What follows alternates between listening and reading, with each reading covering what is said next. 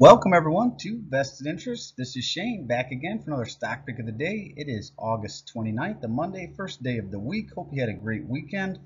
Starting another one, just about to wrap up another month too. September starting here shortly. So we are going to cover Huntington Bank today. It is in the financial sector. Let's jump in. So Huntington Bank, if you want to know more about them, check them out. Their homepage, www.huntington.com. Welcome to Huntington. Thank you for your interest in learning more about us. Huntington Bancshares Incorporated is a $179 billion asset regional bank holding company headquartered in Columbus, Ohio, founded in 1866.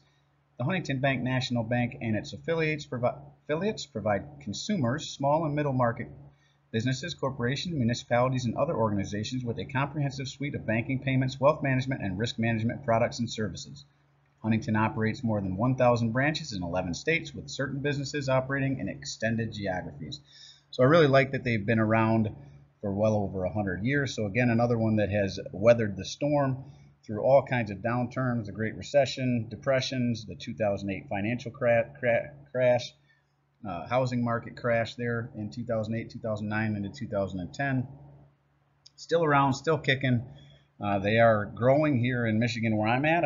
When I was working down in Ohio last year, I saw them all over there as well. So I see branches popping up in quite a few locations. So it's nice to see them growing as well.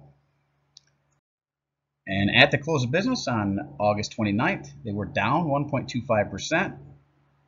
Closed out at $13.47. We're talking about Huntington Bancshares Incorporated, ticker HBAN, again out of the financial sector. And their daily range was the previous close yesterday, or last Friday's close, was $13.64. Today's open $13.56. Their range was as low as $13.35, as high as $13.58. 52-week range over the last year, they've been as low as $11.67 and as high as $17.79.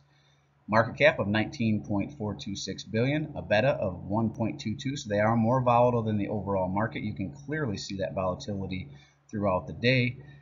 A PE ratio 11.82, again, and not really one you want to look at if you want to understand banks a little bit better. You want to go into their financials, find price to book. You want something at or around 1 or below. They have a forward dividend of 62 cents per share per year. And that divide by 4, they do pay out quarterly, so 4 payments a year, divide that 62 cents by 4, that'll tell you what your payment is. You'll see the actual dividend payment here in a later slide, because I do own shares of these. The yield is 4.55%, so a very nice yield. Ex-dividend date coming up on September 6th. And according to Yahoo Finance, where I pulled this information from, not affiliated, just where I like to pull some information, they have a 1-year estimated price target for their stock per share of $14.94. From a stockanalysis.com, another site I like to pull information from, again, not affiliated, and the 25 stock analysts that they have had take a look at this, they call it a consensus buy. They have a low estimate of $11.11, so again, might be one to watch for further pullbacks. That would be a 17.52% discount if it hit their low of $11.11. They have an average range of $15.24, which would be a 13.14% increase in stock price, and they have a high target of $17.85, which would be right around their 52-week high, and that would be a 32.52% increase in stock price. All the while you could collect that 4.5% dividend, and if you got it down here closer to 11, that obviously would be a little higher dividend. Now, where I sit with Huntington Bancshares, obviously I own it. It's in my portfolio. I have 165.48 shares. I am down 8.11% on this one. My cost basis is $14.66, so this is below my cost basis. Maybe one that I look to add to. I've actually been adding to it whenever it drops down into the $12 range, but I do like it right around $13.20 as well, $13.25. So if it was to drop down a little bit more, I might add some more this week. Currently, this position is pretty well built out. I'd probably like to jump it up to about $4,000, and that's be about all I'd put into it, so maybe a little over 200 shares there.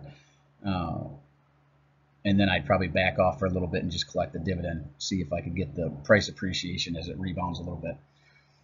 So that is where I am at with Huntington Bancshares. As I said, the ex-dividend date was September 16th coming up. The payout date will be in October, and the amount per share per quarter is 16 cents. And that is it. These are quick hitters. Obviously, a lot more red in the market the last couple of days. If you caught my video yesterday, I did sell out of quite a few positions. I think we are on a downturn. I've said that for a while now. We are in a bear market still. We had a nice bear market rally here throughout the last couple of months. But I think we're going to see more of a downturn as the Fed continues to increase rates. I think it's finally set into people that this is going to be a long one. It's not going to be a quick turnaround, and the Fed is not going to stop raising rates until inflation comes down significantly, which has to happen. So they need to continue raising rates. There's going to be some more pain whenever they do that. The stock market doesn't like it when they raise rates. So until they get this normalized a little better, we're going to continue to see that. I think well into next year. Historical average is around 4.6% for the Fed rate, so we are well below that still. Heck, I remember when I bought my first house, interest rates for home mortgages were around 8%, dropped into 7%, and everyone was screaming buy. Now that they're down in the 4 to 5% range, people are screaming, stop buying. It's crazy. So it's really about where you're at in the market, what the time is. And I remember when I was talking to my dad about that when I bought my first house, and it was around 7%. He said he could remember when it was 10, 11% back in the 80s whenever he bought. So it really just depends on, your perception. A lot of people that have only been in the market the last 10, 15 years have been in an unsubstantiated bull market, propped up by very low rates and a lot of Fed stimulus. So as we get over that, it's like a hangover. It's going to be rough at first, and then it'll flatten back out and we'll head back up again. That's just the way the market works.